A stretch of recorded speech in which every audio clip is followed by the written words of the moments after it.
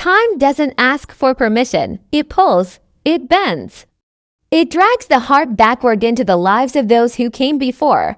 Asterisk somewhere in the mist, between one heartbeat and the next ... Echoes of the past begin to whisper. Asterisk a cold wind sweeps across the Highland moors, dragging a veil of fog over the hills like a memory that refuses to fade. We do not see faces, only the world they shaped and were shaped by. A stone stands tall in the mist, ancient and unmoved, while the grass trembles. At its feet, water ripples, smooth at first, then disturbed as though touched by a hand unseen. A reflection appears, not a face, but the soft outline of a spinning wheel. It turns slowly, creaking, the wooden spokes glowing in the amber of dying light. Time is moving, but in which direction? We do not know. Asterisk the camera lingers on a hand.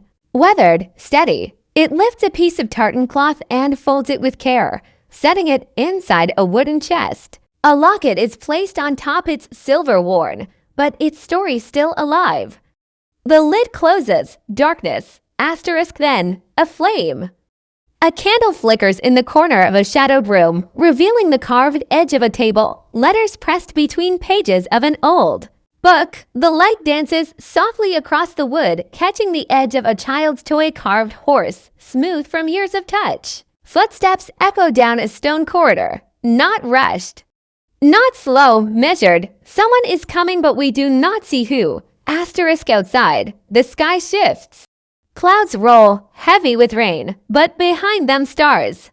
The camera tilts up as the wind curls through the heather. We see a single leaf break free and drift, caught between air and time.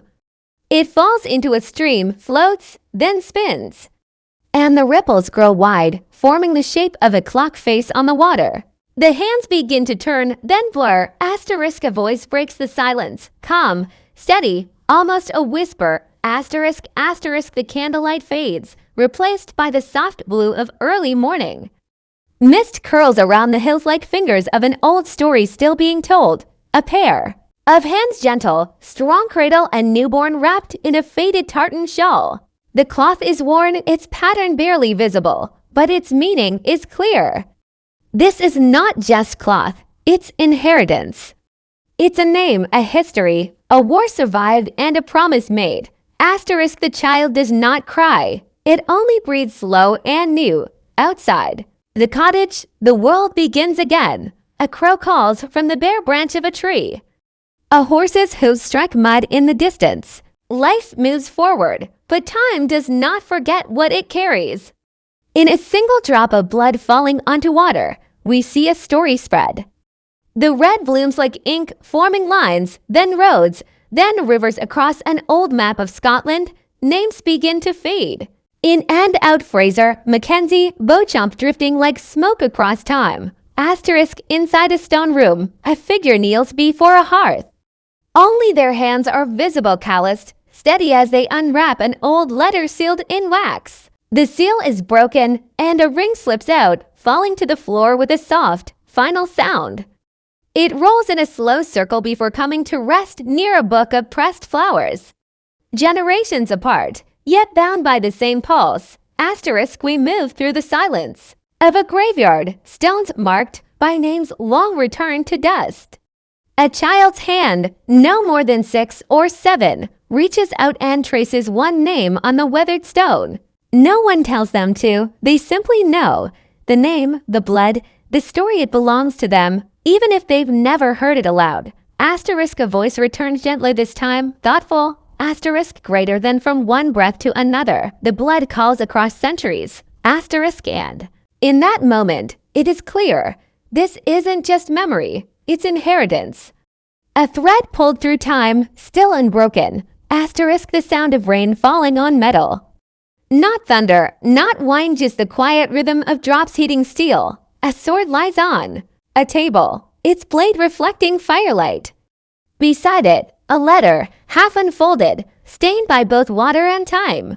A hand, trembling slightly, reaches for the letter, but stops, short fingers hovering just above, as if afraid that touching it will reopen something too deep to bear. Asterisk in the flicker of a torchlit hall. Two shadows meet, no words, just a slow, aching embrace. Their faces remain unseen, but their closeness tells the story of reunion, of parting, of a love that endures even through bloodshed.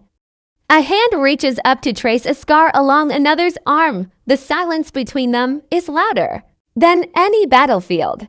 This is where love lives, in the quiet before war, outside. The ear is thick with the weight of coming violence. A red coat flaps in the wind, boots march in rhythm. Flags are raised, not in triumph, but in duty, as soldiers move through foggy ground. We see only their legs, their weapons, the rhythm of their steps. And then a single rose, lying in the mud, crushed beneath a heel. The sound of it is silent, but it's felt. The camera shifts to a battlefield after the storm. Weapons scattered, a hand motionless, covered in blood. But beside it clutched tightly a lock of hair wrapped in cloth. Even in death, love is held close. Nearby, another figure kneels to pick up a pendant fallen in the grass. They pause, the chain slipping through their fingers like time itself. Back in the quiet of a home, a woman folds a shirt with care, sewing a missing button back into place. Her fingers move with memory. Behind her, a man walks in, soaking wet. Hands bruised, she doesn't speak. She just places the shirt in his arms. And in that small act, war is answered with love. A voice returns, low and firm. Greater than love is forged in fire and tested in blood. And once more, the war drums fade not into peace, but into longing. A soft beam of morning light breaks through a narrow window, illuminating the gentle curve of a rocking chair in motion. It creaks slightly, as if marking time with each sway. A pair of hands older, marked with years of work, hold a needle steady, stitching a torn linen shirt. The thread pulls tight, knotting frayed edges together with quiet precision. Each stitch is a memory, each tug a silent prayer. No voice speaks, but the act itself says everything. Come home safe. In the corner of a warm kitchen, steam rises from a kettle. Flour dusts a wooden table. A child's hand reaches up toward a loaf of bread cooling on the sill, and another hand gently guides it back. There is care here, patience passed down like recipes no longer written, only remembered. These are the moments between moments where strength lives not in noise, but in stillness. A brush glides through a child's curls. The hair is wild, tangled, full of life, and the fingers working through it are firm, but kind we do not see. The mother's face, only the curve of her arm, the rhythm of her breath, and the slight tightening of her grip when a sound outside causes her to pause. Protection is instinct, woven into her body. She says nothing, but the braid she ties is both a style and a shield. Outside, beneath the hanging lines of laundry, two women pass a bundle of clothes between them. They do not speak. Their movements are practiced, purposeful. The garment is folded, a shawl repaired, a tear wiped quickly from a cheek before anyone notices. Their silence is not empty, it is full, heavy with what they've seen, what they've carried, and what they'll never say aloud. In the forest, another woman walks with a child at her side. Her hand rests firmly on the child's shoulder. Leaves crunch beneath their feet.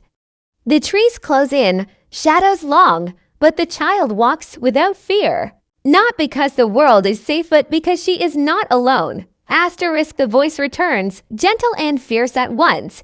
The blood of my blood, bone of my bone, our story stitched in silence. And the camera lifts slowly toward the sky, where clouds shift and sunlight breaks through, like a promise whispered from mother to daughter, again and again.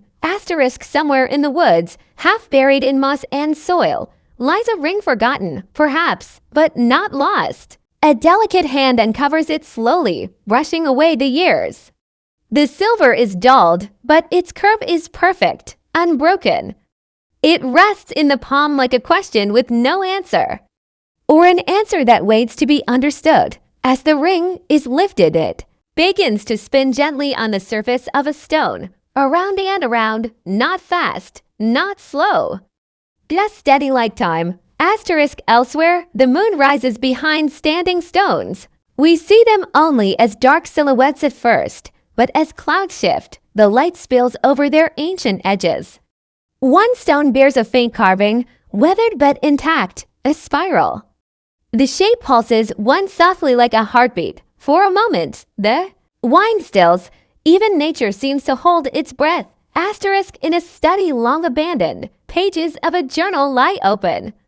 The ink has faded, but some words remain clear. He was, and is, and always will be.